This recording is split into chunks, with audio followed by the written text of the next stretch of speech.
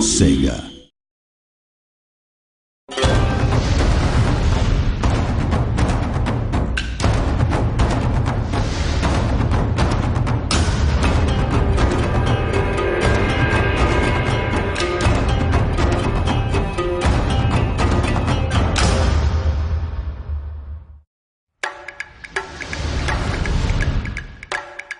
Empire is one of our most discussed products, right? Yes. Not least because it was, commercially certainly one of our biggest, and it reached kind of the biggest number of people, the biggest number of fans.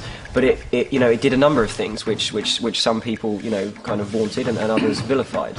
And I think it was a pretty interesting set of design choices. I mean, naval battles. Okay, when we added those, where do you start with something like that? Design-wise, when you add a naval battle to the game, you go, we've had land battles for X many iterations and made those better. Do you just go, well, this is just a land battle at sea? No, this is different. Yeah. You start off by looking at what actually happened. You go to the history and look at how. And actually, naval battles are very tedious in real life because they take forever. Sail about, wait for it. There's an hour of knowing that you're going to die, and then 3 minutes while you die. Slow motion car crash. It is a slow motion car crash. If you look at most naval battles of the period, they do have the air of somebody knows that they're going to get beaten. So there is this kind of car crash happening. But how do you translate that into a game? Exactly.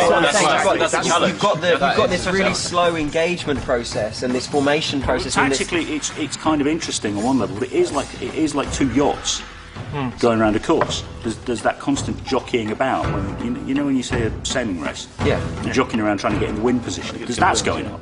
But at least they're not actually shooting at each other.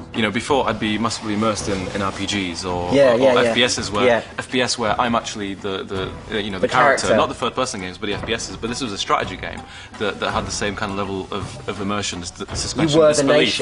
I was the nation, and it did have that kind of nostalgic, memory. This is exactly why, just to go back to the point earlier, why people get cross with this if we don't know exactly what they want. Because they get so into it. We're messing with their kind of. The interesting thing is it kind of like on a high level. The interesting thing about this is that our games are generating real experiences for people, in which case we're almost transcending art and literature. But it's true. Games do transcend.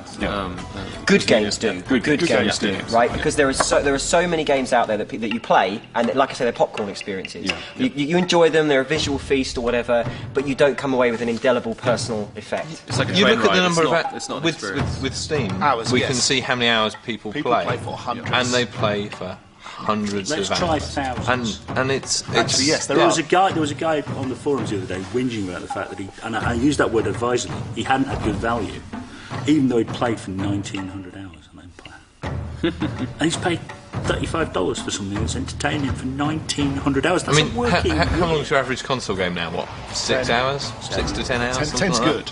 10's are good. I mean, that's you barely scratch the surface.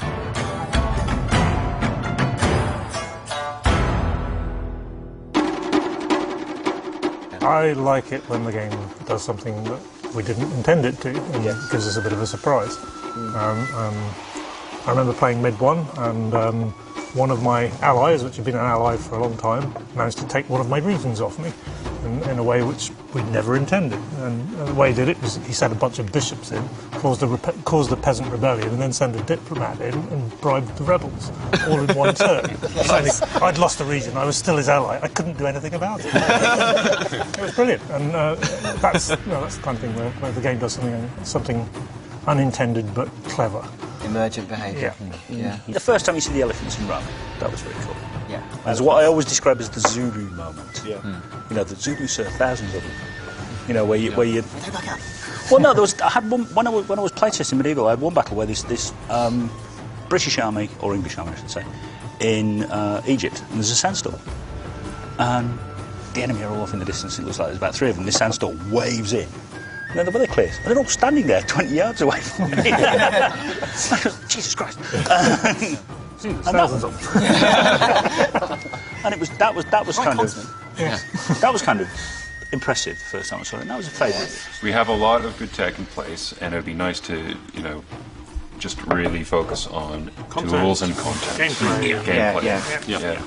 See, I like that. I like the way that I hope my hope is that the the power and the computational ability of both GPUs, CPUs, memory, whatever platform we're on, whether it's consoles, PCs, whatever we do, right, and wherever entertainment goes, gets to the point where it's so large and so big, it becomes an utterly creative medium. It just purely becomes about what can you do within this power base, rather than what can you push to the limits of the power base. This is why we're building tools. We've got a nice chunky tools team for Shogun 2 and for Napoleon, and it's becoming easier. It is becoming easier and easier to generate content. It's still bumpy and rocky, but as the tools smooth out, as they improve, then it becomes easier and easier for people to generate content. We may release the tools. I don't know. I have no idea what's going to go on down the future, but. As somebody generates that content, just let me say, it doesn't become easier. It frees us up. It frees us up to be creative in the ways that we want to on a project. It gives us the ability to just create stuff without any limitation, and that would be awesome.